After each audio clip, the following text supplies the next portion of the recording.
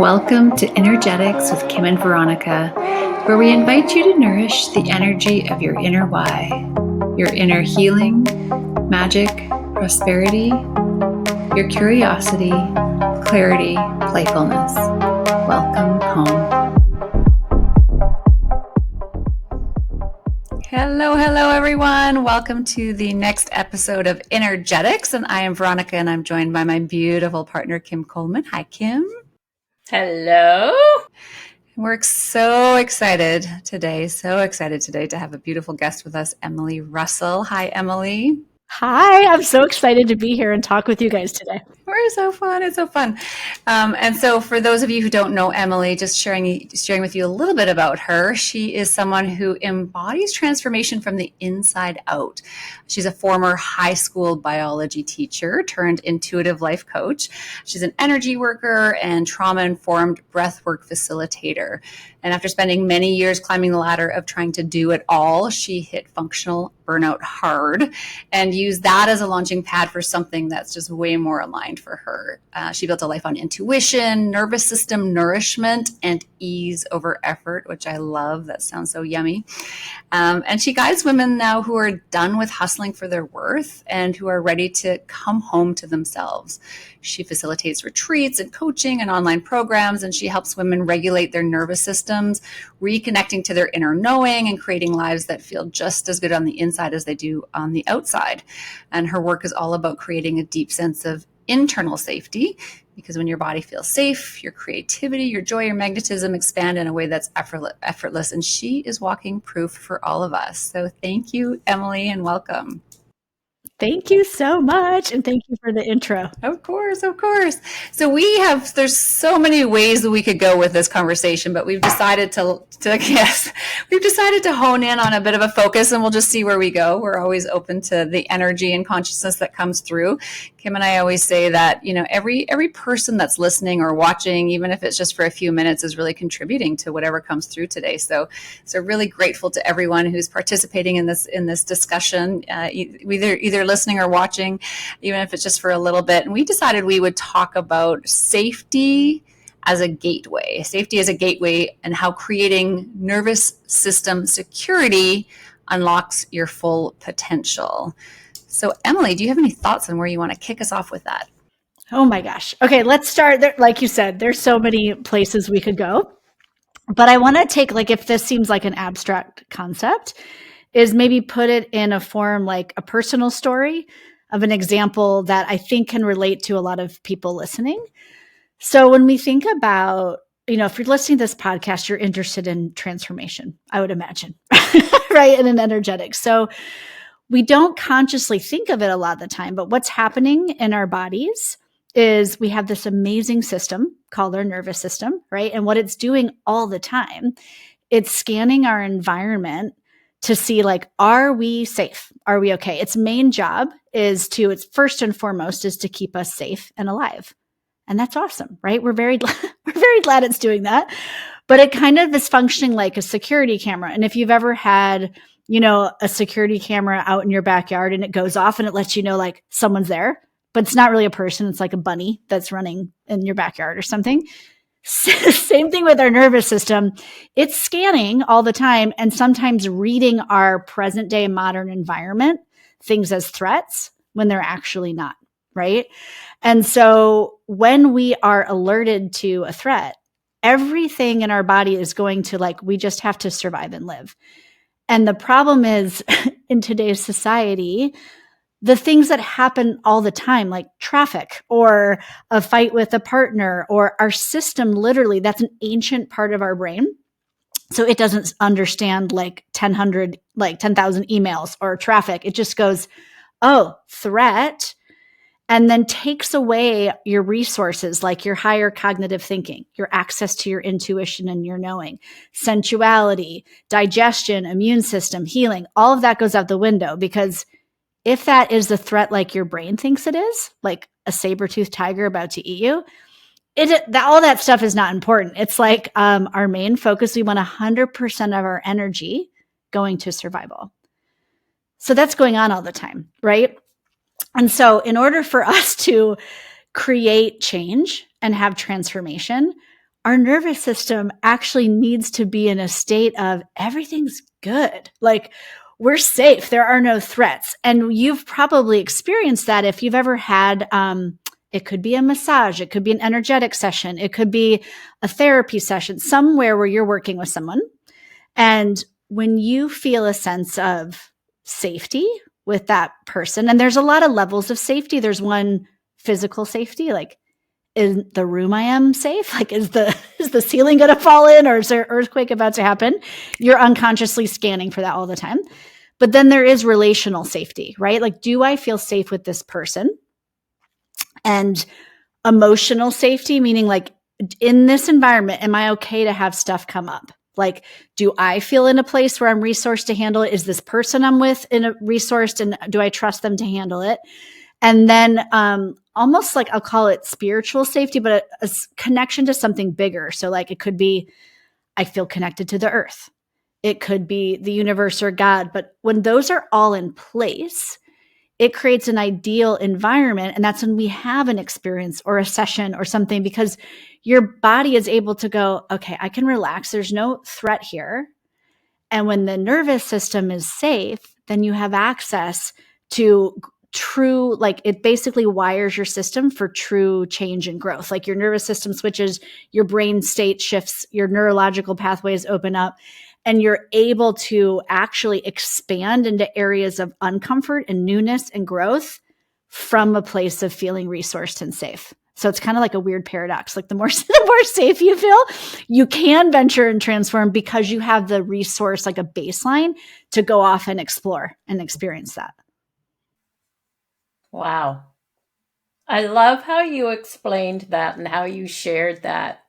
Listen, if my internet cuts off, I'll just say I love you guys, but because it's kind of doing the freeze thing here and there, and just so you know. So, but yeah, Emily, the way that you explain that and describe that, it's, we've heard about the breath work and all of that. I have for many, many, many years, but there's just something about you and the way that you share it that personally I can go, oh, for God's sake, I get it in a way that I didn't get it before.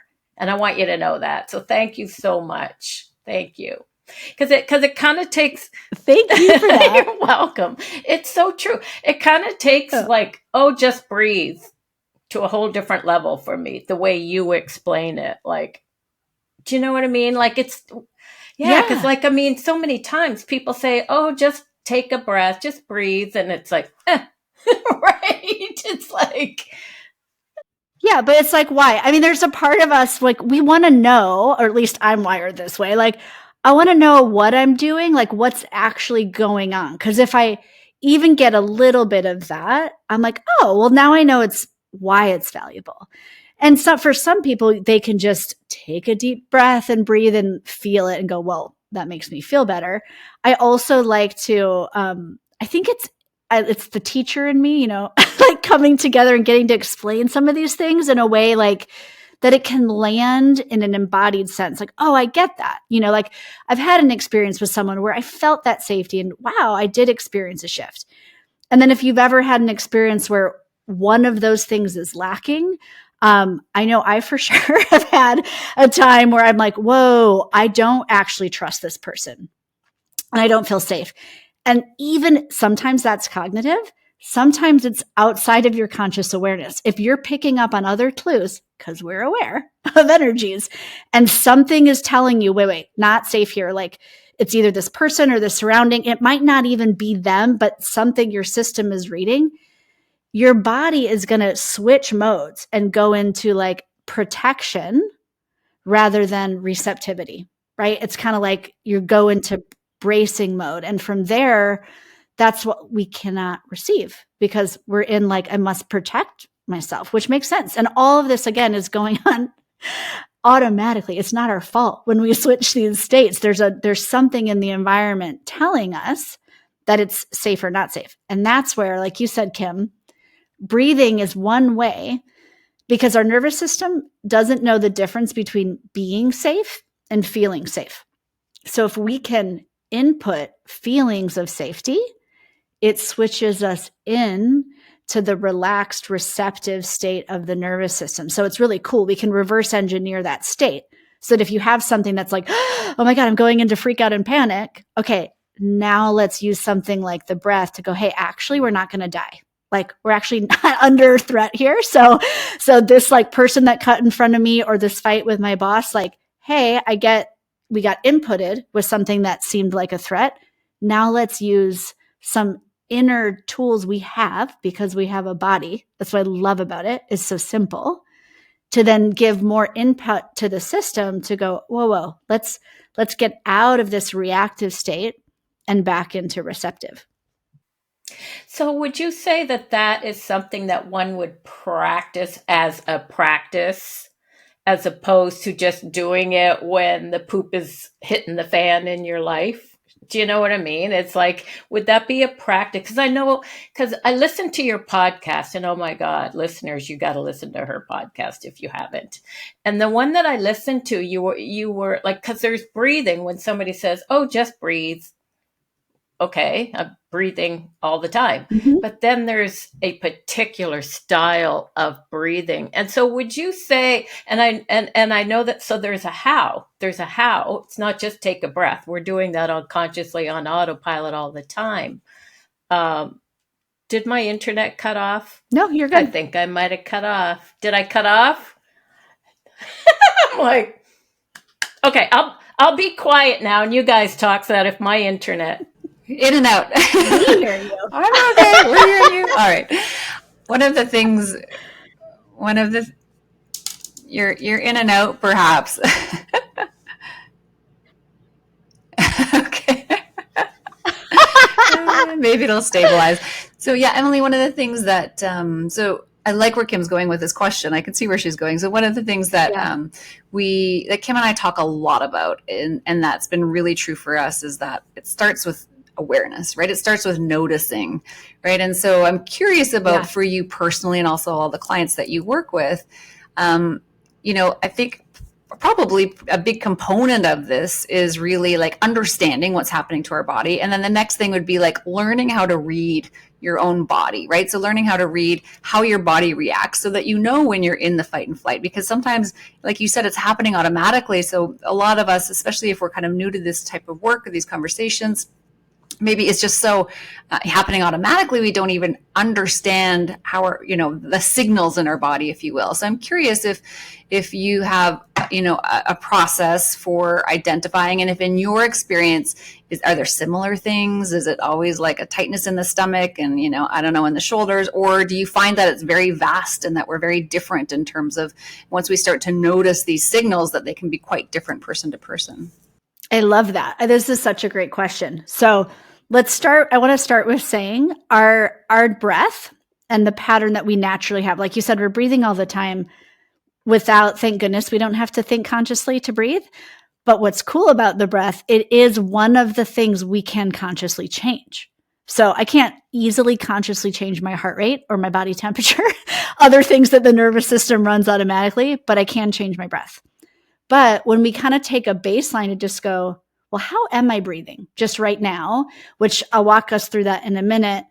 It gives us a sense. It's like as unique as our fingerprint. Our breath and our nervous system kind of gives a map about where we've been, where we are now, the experiences we've had, the traumas we've had. So it really does give us some insight and awareness on what's going on in my system.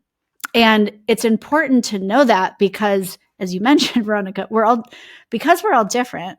What might be medicine to my nervous system might be really activating and not good for yours, depending on where we're starting from, right? So I first want to say a little bit about, I'm going to make this really simple, is when we talk about the nervous system and the automatic functions of it, right? It's going on automatically. Most of us have heard of fight or flight, right? Which is one part. There's actually, later on, there was a more complex theory developed about the nervous system called the polyvagal theory. And just to make this really simple, one state is fight or flight, right? Which is basically a mobilized, like, threat. I'm either going to run towards it and fight, or run away to save myself. And that's one response, right? It's automatic response. It's in survival mode. Another survival response is freeze, right? And this is the most primitive response we have, which was basically like immobilization. Nowadays, that can show up as like immobilization, depression. I don't want to do anything, hopelessness, sort of. And again, it's an automatic response to, based on your body, your experiences, that one of these pops up when you interact with something, right? So there's that, which is called like the dorsal vagal response. And then there's what's called social and safe. And that's our most like evolutionary wise adaptive part of our nervous system, where our prefrontal, the part of our brain that developed last, comes online, and that's our prefrontal cortex. And it's the one that enables us to like access all our higher levels of like intuition and create real authentic connections and have higher cognitive thinking so we can do algebra and build cities and all this other stuff we can do, right? But that when we're online in that state, we feel safe, and we also feel like, oh, I'm ready to engage. I feel social. I want to interact with people. So what we desire is like when you've heard the term regulate our nervous system, it doesn't mean we're like calm and happy all the time. It means we have flexibility. So it means like something can happen and we can go, oh shit, I'm in shutdown mode, or oh my God, I want to like rip someone's head off. Or like, so we experience a trigger, but then we come back to balance quickly and easily. Like it's a flex. We can experience like all of the energies and experience of life with flexibility. And we can go back to a state where we can go, okay, I can get my system where I feel calm. So that being said, when we look at, okay, how is my breathing today? Like, how do I just breathe naturally? So without adjusting anything, whatever you're doing, I know a lot of us multitask when we listen to podcasts, but just check in, like take a just normal, natural breath where you're not trying to really adjust anything, and notice where you're breathing. So maybe notice, oh, does my chest move more? Like, do I feel that rise up or down? Do I feel my belly move at all? Is it seen more in the front or the back? Is it shallow? Is it deeper? Is it kind of like, what do I call that? Uneven, like kind of, or is it smoother? And again, doing this without judgment. So it's kind of just going, where am I at today? And now, by you just probably putting your awareness on your breath, it's already naturally changes, right? When we put our consciousness on something, it's already changing. So it may have gotten a little deeper and we're like, oh, okay. But that's just a way to check a baseline, because what we'll notice, if you think of a time when you've been scared or you get frightened, like someone shows up in your room and like, oh my God, I didn't think you were there. Notice our breathing naturally goes up into the chest and gets very short and fast. It's like, right? That's your body's response to stress and a threat. Now, when we're relaxed, and if any of you sleep with an animal, especially I have a dog, so I can say this about dogs. When he's super relaxed, and if you've ever heard an animal, they kind of go, right? This like long exhale, which is this like, they call it actually a physiological sigh. Or sometimes we as people, right? When we're feeling really good or really relaxed, we'll almost want to naturally go, right? It's like this, I feel relaxed. So when we check in, we can kind of go, oh, well, if I'm shallowly breathing, or if it's very up in the chest, or if there's a lot of tension there, it can signal, oh, I might be more in an activated state. And so our target is to be able to access more of the belly, more of the diaphragm, lengthening an exhale, which again signals to the body safety. So even if we're like, oh, I'm naturally like, a lot of people I work with when we first start, they're like, oh, I don't even notice. I go through a whole day and don't even notice I breathe. I'm like, yeah, that's pretty normal, right? So when we can signal, so one way to stimulate safety, like let the body know, hey, we're still cool, even though this thing scared us, is to, in any amount, lengthen the exhale. So even right now, when you're breathing, is like take a normal inhale in through the nose, and then try exhaling through the mouth, almost like you're blowing through a straw. And you'll notice that you can extend it that way, right? Because you kind of are slowing it down by blowing it out slowly through the mouth.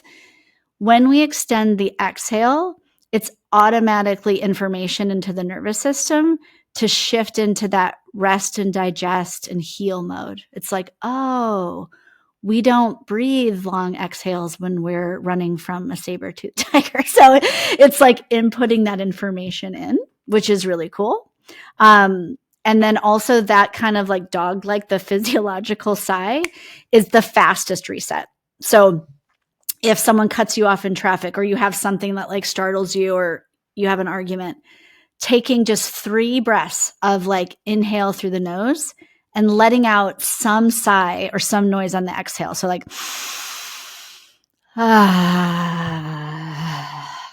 and then maybe you'll notice like follow your body's cues. You might want to kind of roll your neck or loosen your shoulders, but they can be that simple.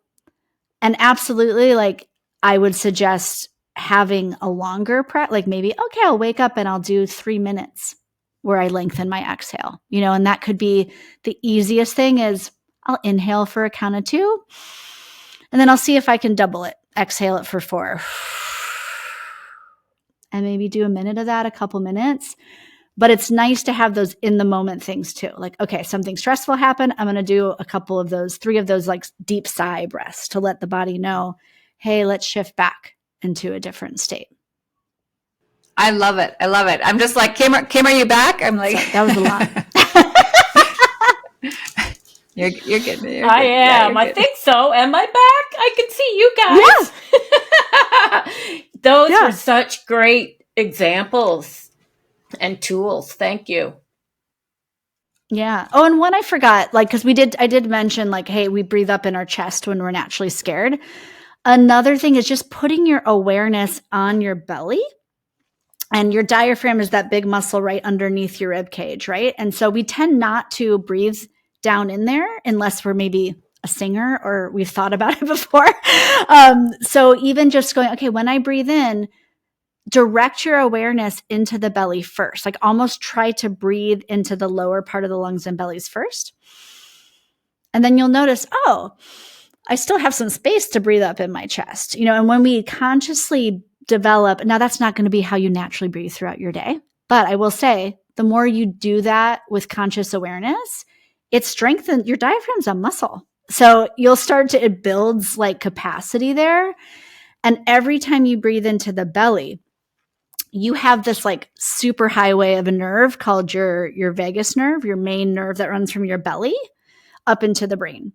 And so anytime we stimulate and strengthen that nerve, it also sends direct feedback, like from your gut, from your digestive system back to the brain and goes, oh, like it strengthens that connection. It lets the body know we're safe. It gives input back in this direction. Like, our gut is literally like our receiving center. So that's another way to stimulate that and strengthen the vagus nerve is belly breathing too. Amazing. We lost her. She'll be back. She likes to pop in and out for the conversation. I know. She's like, exactly. One of the things that Kim and I are also like really passionate about is really helping folks see that there are ways that we can, walk around in the world with these tools and this knowledge and these processes. So, because sometimes it's like, oh, now I have to like find 30 minutes to do breath work and I have to, right. And I have to carve out an hour. And so like, forget it. Right. And the cool thing about the breath too, is compared to maybe even other tools is that it's completely invisible more or less to people around us. So I know for me myself, I'm in the corporate world as well. And I use it all the time. I can be in meetings. I can be like, no one knows what I'm doing really. I'm just, using it to regulate myself, or if I'm feeling overwhelmed, or if I'm about to go into a big presentation, or I can use different processes, different tools to just really get myself into that state of creativity or empowerment, or, bringing myself back to my center. So I'm curious, Emily, about how you live and breathe this literally.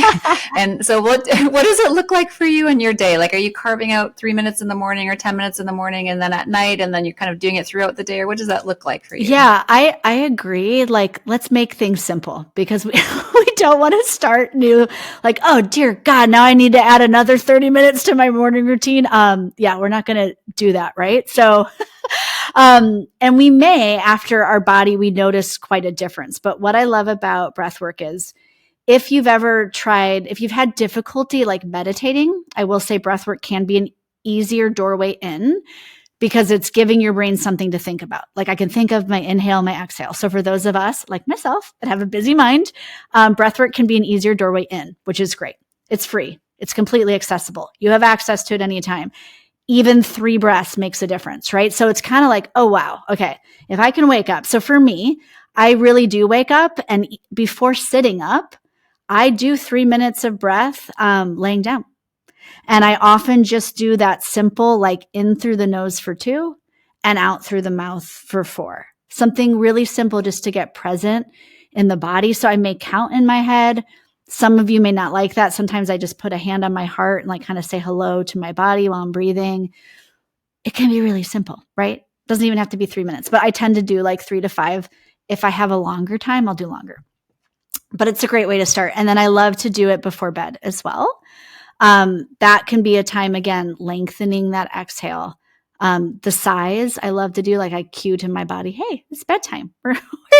We're getting cozy. And then I do use it during the day. Like you said, Veronica, you're in the corporate world. So before, let's say I have a meeting or a call, or I'm going to do a podcast or something, there are other types of breath that stimulate creativity and focus. So in those cases where I want to be more on, I want to be more like, hey, really aware, I might do a faster breath in and out through the nose, where it's more like, I don't know if the microphone, if you can hear me, like when I breathe, but it's kind of might look more like, or I might do it through the mouth, like, that's more activating, right? If I'm stressed out and anxious, those are not the breaths you want to do. But if you're feeling like I'm in a good resource space and yeah, I'm about to have this meeting and I want to really heighten my awareness and focus, then that's what it's so cool. It's like you can really choose the energetic state you desire and reverse engineer it with the breath by going, okay, would I like to feel more energy? Would I like to feel more relaxed? Would I like to feel more focused? And then from there, you choose a breath pattern and maybe do it for 10 rounds or a minute or 2. It's like it is so simple. I literally I would hear something in my brain go, really? Come on, this is too simple. This is too simple. And I'm like, no, it really is this easy, because when you stop relying on external sources for your how you feel, or, oh my gosh, I need this so I can feel calm, or I need this thing outside of me, or I need this. And you go, wait, everything I require is actually here within me. Any energy you desire, any state feeling you desire, like we want to have the feeling. We want to have more money because it gives us a feeling of something, abundance, safety. What is that? It's different for all of us. But when we realize, wow, everything we desire is actually an energetic state or feeling, and whoa, I can cultivate that in myself first. When I cultivate that here, I'm going to attract more of it in. It's really empowering. That's what I love about it. I'm like, it's so simple and so empowering.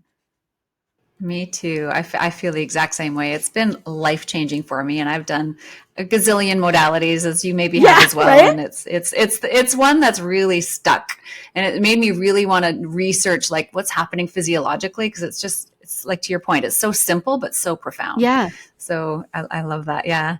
And I'm curious, because we said maybe, and I know you talk about this a lot too, I think we talked about what's happening in our body, and then starting to become aware of how your body is kind of naturally wired to breathe, and then starting to notice the different breath patterns based on what's going on in your life, and how can you start incorporating, consciously choosing different breath patterns to really start to regulate your nervous system, or to get yourself into these different states. And we talk a little bit about manifestation before we close out, and how that all ties in together with the breath work, and as you're looking to create money or abundance or different relationships or whatnot, how do you tie those in together? Yes. Oh yeah, one of my favorite topics. So so if you think about it, let's talk about manifestation. Think of something you desire to pull in, right? That hasn't shown up yet. Like maybe something you've really been asking for, why the heck is this not showing up? So one way to look at this, and I think a piece that's often missed in the typical manifestation, actualization conversations and techniques, is looking at, okay, in order for us to receive anything, we genuinely have to feel safe. Our system is not wired to receive and be like, think of even just like when you're in an open position of receiving, like your hands are open, you tilt your neck back. It's a vulnerable position. And we need to feel safe to be in that, because if there's any threat, like some of the physiological stuff goes on, like digestion stops. That's our receiving center. The blood leaves our brain. So we lose access to like creativity and higher thinking, and stress hormones flood the body. When that happens, it's like getting narrow tunnel vision. You're not going to see synchronicities and magic. Like you literally can't see it. So the things that are there all the time in the universe, you literally can't receive when you're in a threat mode. So when you feel safe and you cue that into the body, you're letting the body know and your system know it's safe to have that. So for example, say you're like, I've been asking to create more money for a long time and it's not showing up. And maybe you've plateaued at this certain amount, and consciously you're like, yeah, but I'd love to make 10K a month. Like that would be awesome. So consciously we're going, yes, 10K months. This sounds great.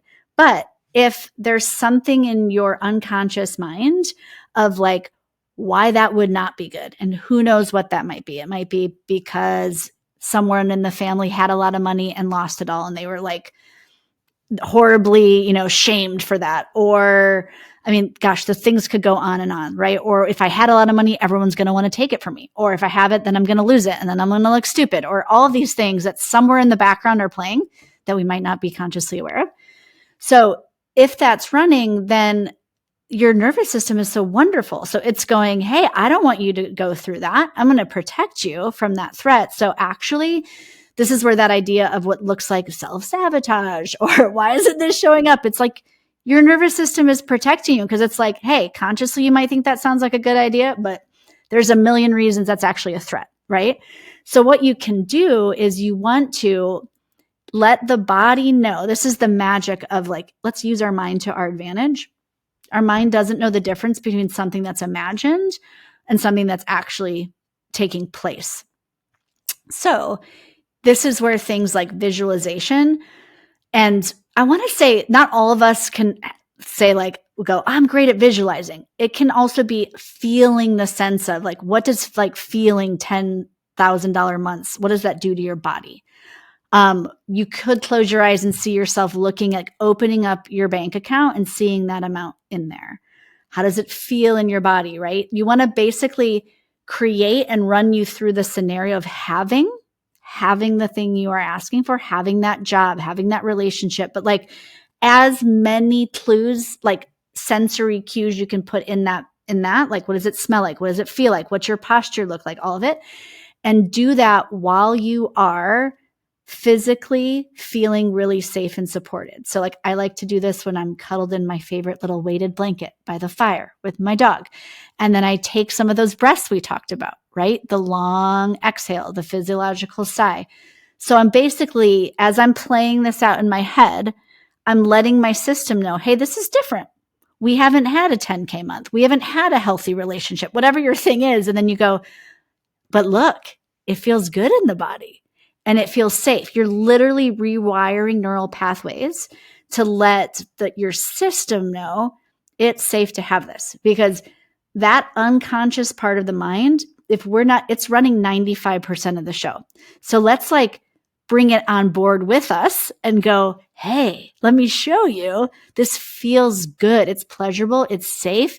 Body, like, so that then when it does show up, that partner, that job, it's one, you start pulling it in because you're not going to avoid it because it's not a threat. And then two, that is so magnetic. You're going to start pulling that in faster because you're basically going, I am this. I embody this. This is the energy. I have this energy. I am this energy. This is what I desire. And so you've got all the pieces working together for you. It's like, it's so cool. I love it. It's so good. I feel like we could just talk for hours and hours and hours and never run out of content and fun. Oh my gosh, it's so good. Maybe we could schedule a part 2 with you one day if you're open to that. Thank you, ladies, for having me. I would be so open. Of course, yeah. Emily, can you share where folks can find you and what kind of work do you offer? I know you do retreats, and I think maybe you do some program and some one-on-one work, but you want to Yeah, share with well, anyone listening? since we're on this amazing podcast, I also have a podcast. So come find me at Shift Your Vibe to Thrive podcast. And then my website is, and Instagram is Emily Evans Russell. So at Emily Evans Russell, EmilyEvansRussell.com. And I have like a monthly breath membership where we do 3 sessions a month. I have a nervous system program. Yeah. And then, I just dropped my water bottle. And then, yay, a retreat coming up in Bali in September, because I will say, to get to do these practices like in person and feel what it's like to have like disconnect from all of the woo crazy in our world every day and really go inward and use these resources we have with our body, like movement and breath and sound, to notice that shift can be quite dynamic. When you create a container of safety, like at a retreat, like, hey, here's 7 days where we've got everything taken care of for you. Then your body goes, oh, I can receive all this. It's very different.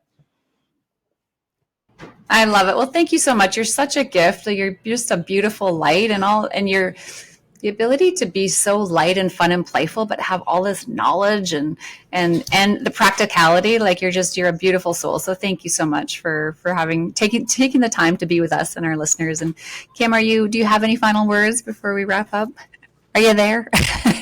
Oh my God. Emily, that was just so awesome. Thank you so much. And do you also do private sessions as well? Yes? Yes, I do as well. There's a whole section on my website, and I love doing one-to-one sessions. Yeah. Yeah. But thank you, ladies, and everyone listening. Really, like, I love you guys are phenomenal. And I listen to your podcast as well. And it's just like, let's continue to share this, like, right? Like awareness and energy. It's like, that's when we are empowered to know that we really have access to so much within here, and we can really put that space of power and sovereignty back within us. It's like anything is possible. I love it. 100%. Yeah, totally agree. Yay. Thank you. And the way you put it together, like you brought it all in, girl. Well, thank you so much to everyone for listening. And of course, we really appreciate if you think that this could benefit anyone in your life, if you would be willing to share it, like, subscribe, comment, all the things. We'll gratefully receive all of it. So thank you so much. And thanks again, Emily. Thank you, Emily. Thank you. Bye.